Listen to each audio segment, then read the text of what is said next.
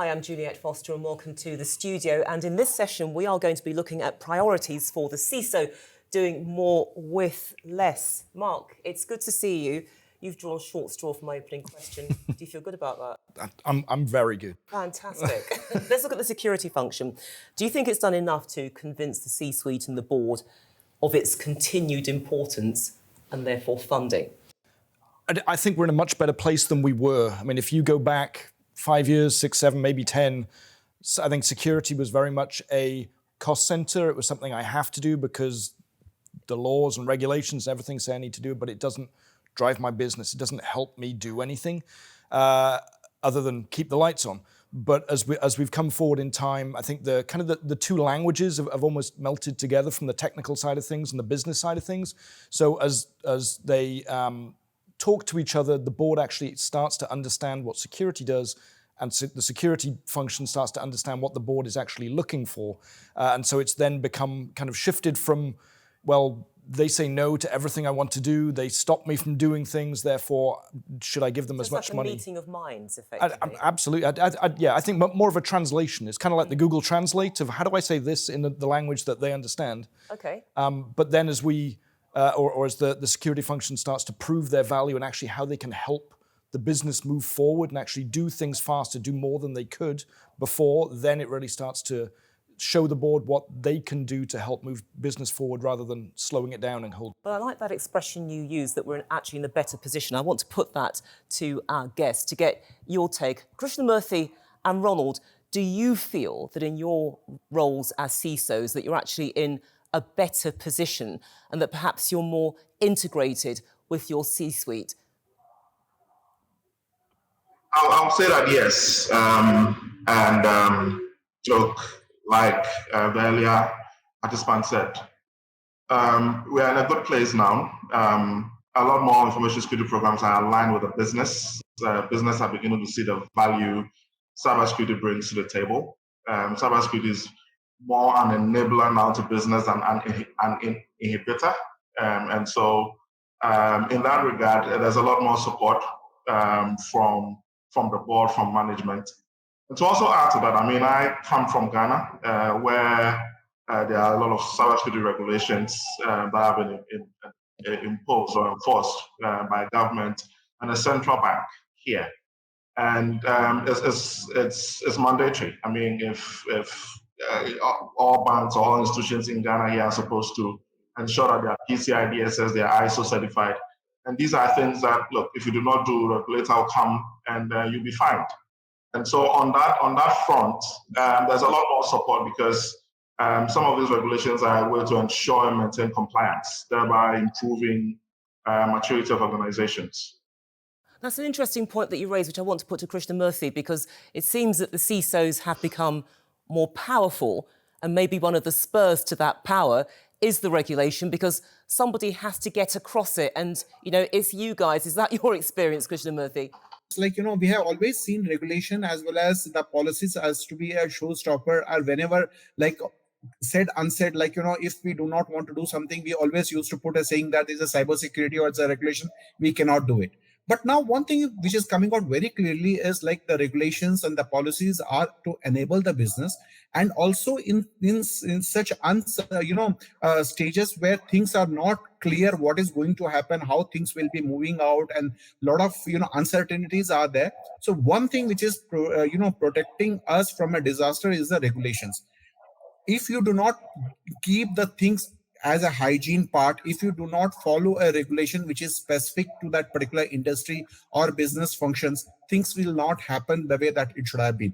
Because now when you talk about specifically to the COVID era, when the COVID era has hit, those, that I can say that negativity has given us to think from an innovative side, and business have taken the advantage and they have, grown like anything. But when they have gone ahead and did that particular activity, the regulations and the policies and the procedures, which is well drafted, well crafted, is helping the industry to grow. And again, specifically, if you talk about a cybersecurity is something like, individuals' responsibility, wherein everyone needs to come together as a collaborative way. And a body or an organization or certifying entity who says that you need to follow, because they have a baseline to say so. And as a CISO community, if we follow it with an open arm, definitely we are going to have a better future from a business part, along with in terms of productivity as well. Adnan's just joined the conversation, so thank you so much for being with us. Just to give you an idea about what we've done here, or the ground that we've covered, we're looking at the position of the CISO. The emerging consensus is that the CISO is in a much stronger position. Mark's point is that this journey has really happened in the last 5 years.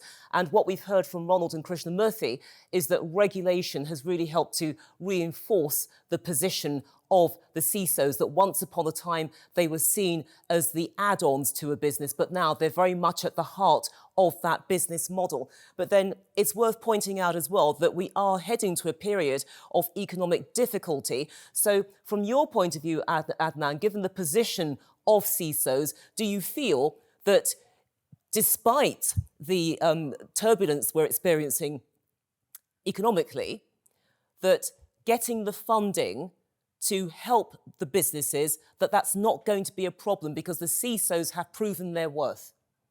Will funding be a problem, or is it a non-issue? I can completely agree with the esteemed speakers. In the last 5 years, things have changed quite a lot, especially around recent breaches that happened. So I'm based here in Ireland. Last year, we had quite a big breach with the Health Services Authority in Ireland.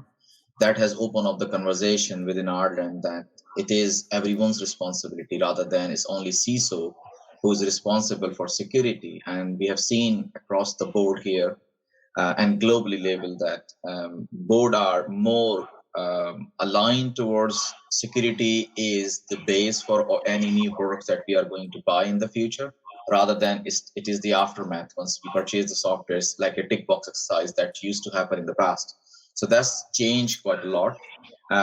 What I'm also seeing these days that board is now asking, challenging CISOs to do more, the areas around where they see, because a board member can be a board member of other boards as well. And if they see something good happening in other boards, another organization, they enforce you to do the same thing, which is a quite good thing. They are taking interest.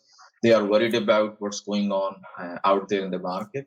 So overall, I'm seeing it's a good sign for CISO to be in that position where you're not only trying to convince your board is also forcing you to do things right. Right, but let me jump in here. Let me jump in. I want to throw the question out to all of you. If the boards are expecting you to do more, which is understandable, does that therefore mean that getting the money is not a big deal? Because you can't do these things on the cheap. I mean, let me start first with you, Mark, and then again take it to our other speakers.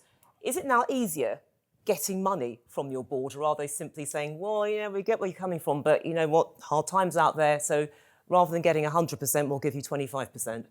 I think that this time, in terms of the economic downturn, it's really the first time that security has stayed close to the top of the priority list. So you're not so much smelling the money, you're in it. You're in that pot with the cash. You're not having to fight. But you still have to justify what you're going to get and what you're going to do with it. But it's certainly much less of a battle than it was before. Because as Adnan said, they want us to do more. So by extension, they're telling you this is what we want. You shouldn't have to fight for the money. It should be there on the table. But you also have to show the results once they give you the money.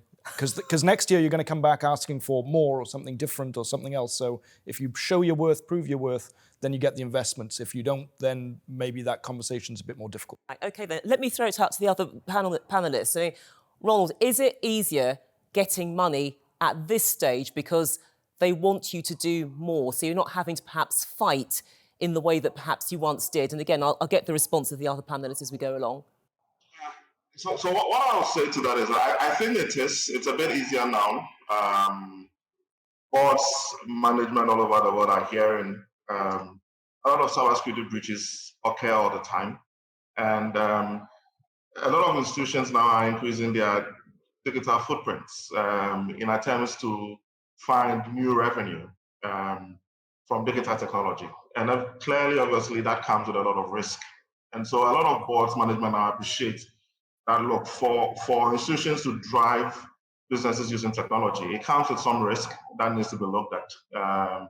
This risk could be in the form of data breaches, it could be in the form of reputational loss due to not properly securing an application, etc. So I think that perception is changing. A lot more investment is being pushed into cybersecurity now as a result of globally the kinds of breaches that we hear on the news all the time.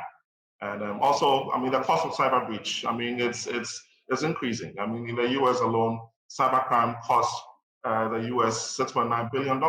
And I mean, these figures are huge. And so you have management boards hear these figures and they say, look, what can we do about this? How do we also ensure that we're not part of the statistics or the statistic?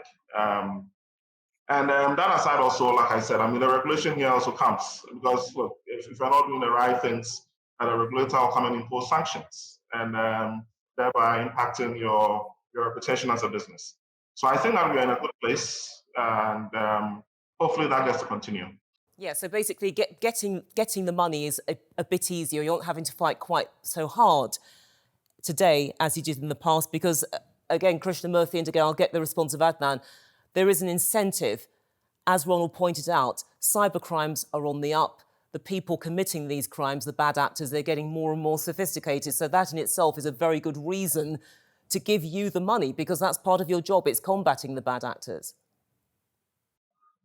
Yeah, so in fact, my answer would be a bit slightly different than two of the esteemed panelists. So what happened in current trend, like, the cyber security, which was earlier thought of as a good to have, has changed the paradigm from good to must to. Second, the quantification of the risk has come very easy. Because earlier when as a IT, we used to go and tell that if you don't do, this is the impact which will happen. Now they are asking us saying that, okay, what can you do to safeguard our interests? Number three, earlier IT used to be always an isolated entity. Like when we used to say like half of the activity used to happen, be it a shadow IT or be a IT which is business driven, whatever it is. Now things have changed specifically from the cybersecurity angle, because now cybersecurity is not a technology, it's a mindset. When you talk about a mindset, it is external as well as internal. So now you go ahead and tell management saying that I wanted to put one of the best solutions available, be it a XDR, SOC, MDR, whatever under the earth. So the management will say, will it suffice to have the organization protected from attack? Answer is no, because 90% of such thing happens introvert. Today, like, because of a lot of things which is happening in terms of social, economical scenario, we don't know how a person being a human will react to a situation. For an example, if there is a mole internal to the organization, he can do a lot of damage compared to what has been done earlier outside. Now those things have become much higher in terms of if I talk about from the risk factor, because now what is happening is because the psychological the impact individual is going through, it is like, it's a multifold in compared to, prior to the COVID era. So everyone, everywhere, something or others are going. But it's very difficult for one to say that please isolate your professional to personal. There is nothing called professional and personal. Both of them are mixed. Today, we are talking about a hybrid environment. In the hybrid environment, the biggest thing is like, you are expected to work 24/7 wherever the call comes up. Then your personal thing goes to a bay.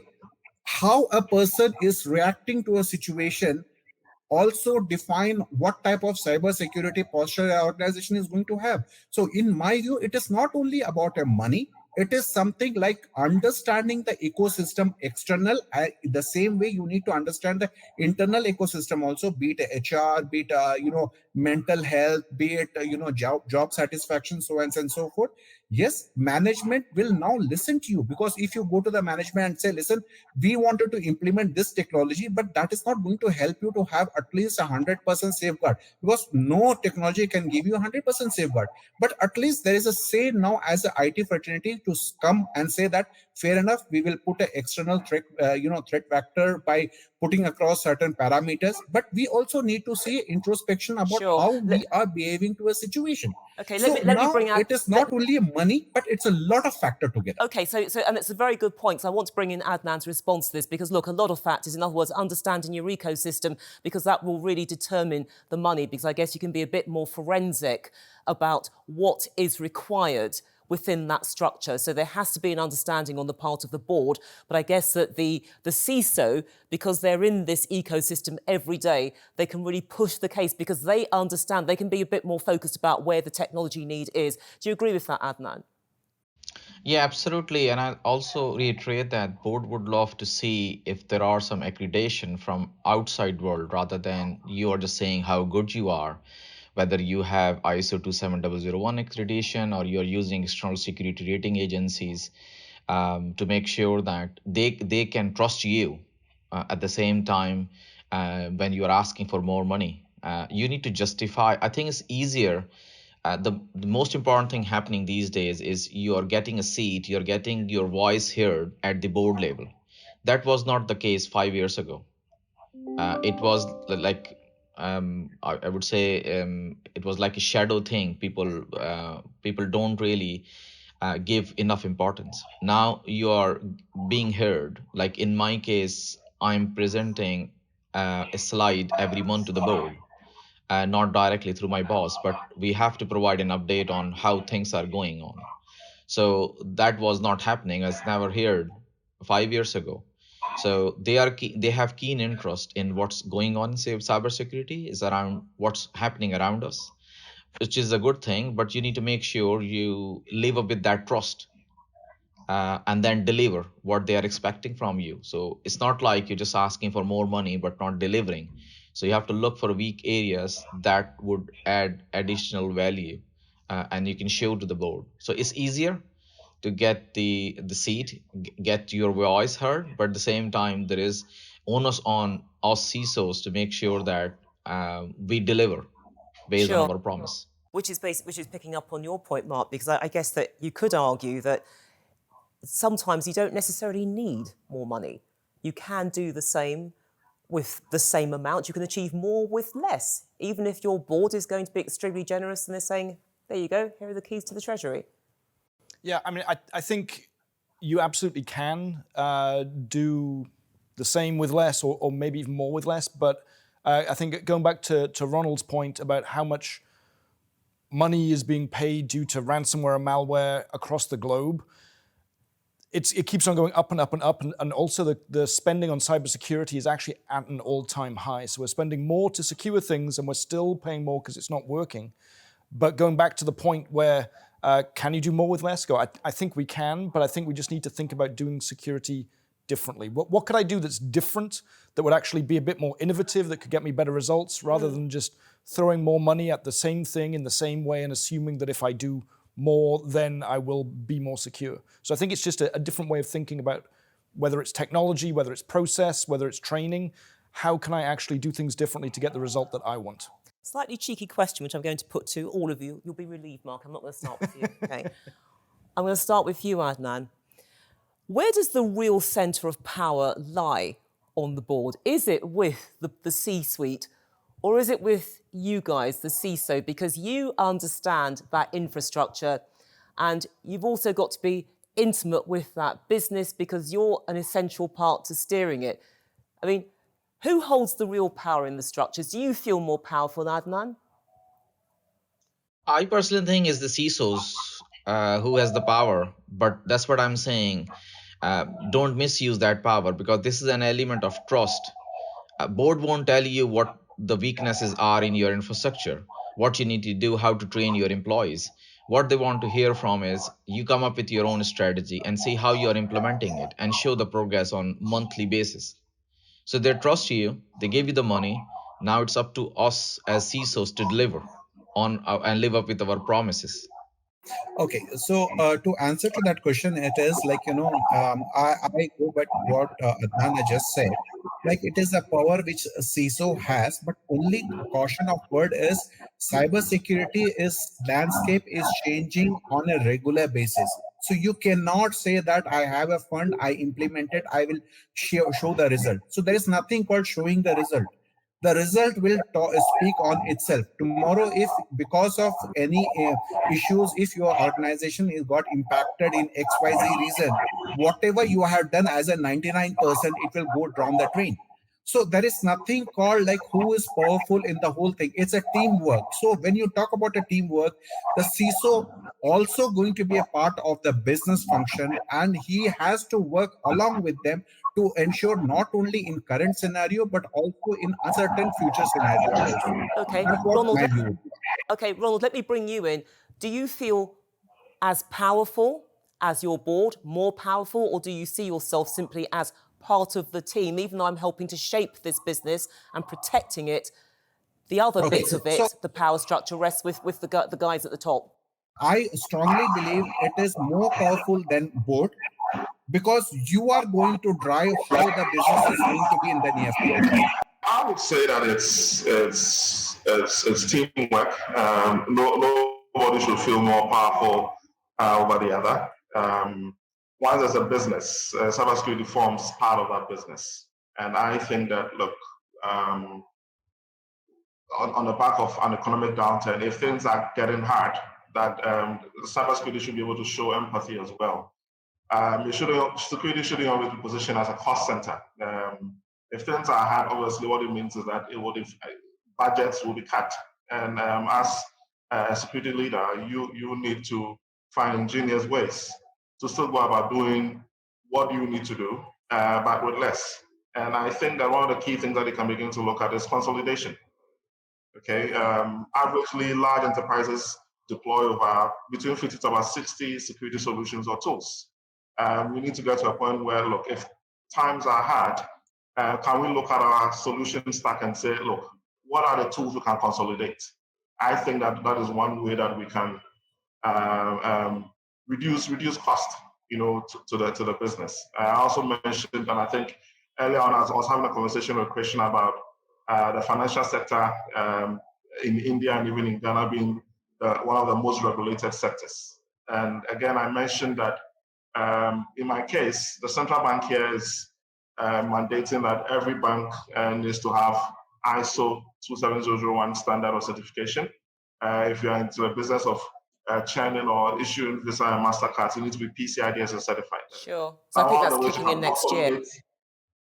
One of the ways you can consolidate that is, okay, look, you want to have multiple vendors helping you on this journey towards certification, or you want to use one vendor who has both capabilities to enable you to do this. I think that once we begin to look at that consolidation topic, we can begin to look at how best we can carve out some of our losses or costs, just so that at least the business will see that we empathize with them in hard times. Okay, then, taking it back to you, Mark, do you feel as powerful as, more powerful than your C-suite, or do you take the view of our other panelists that, look, this is a teamwork, it's a collective effort, and I do my stuff, but at the end of the day, what drives me is the good of the business?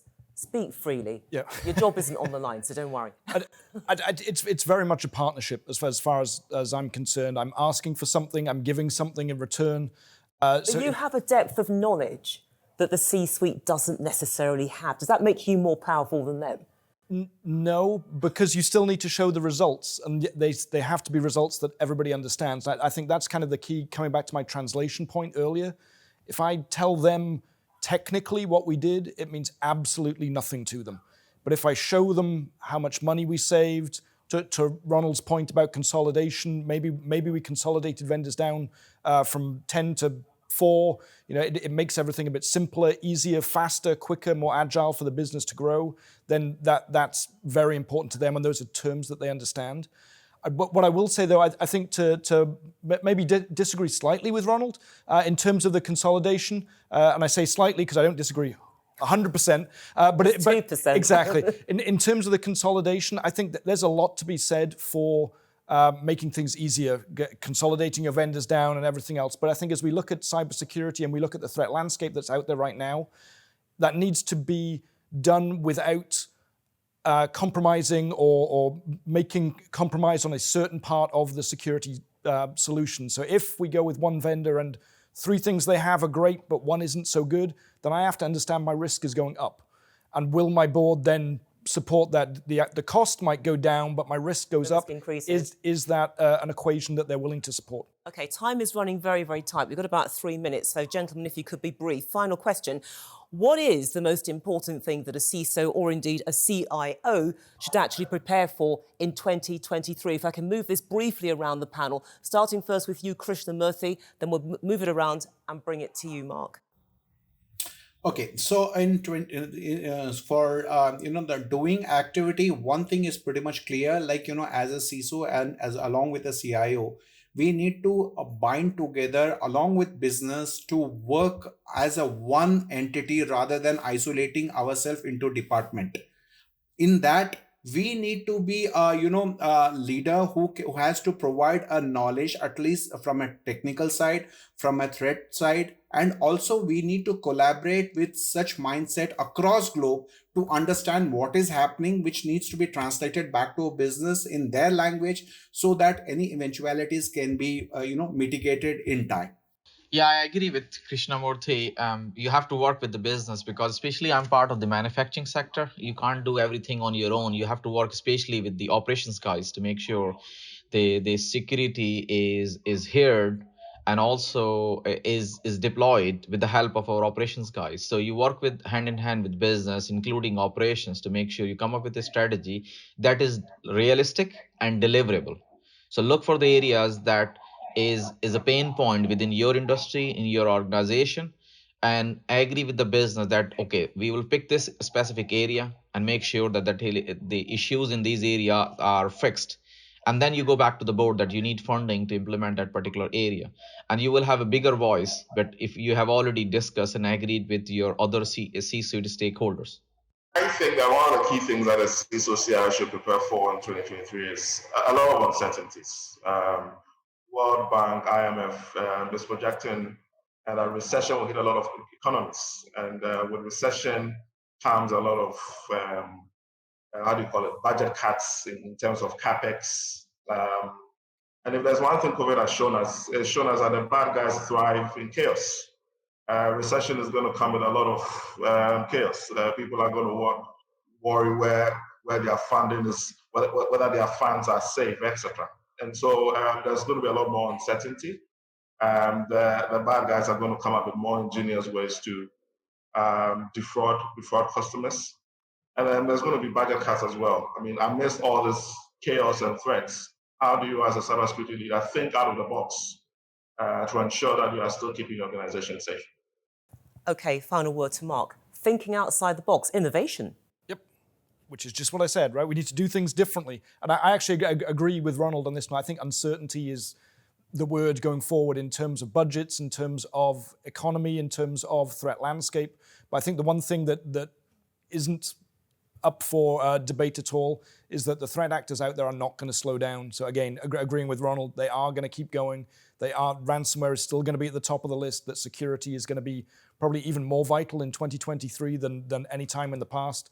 And so going back to the topic about discussing this with the board, I think that's kind of the key point, that they need to understand that as we move forward, security is even more important than it was in the past. So the level of attention and measurement and funding and everything that goes along with that should be maintained and potentially even grown. So cough up with the money. Exactly.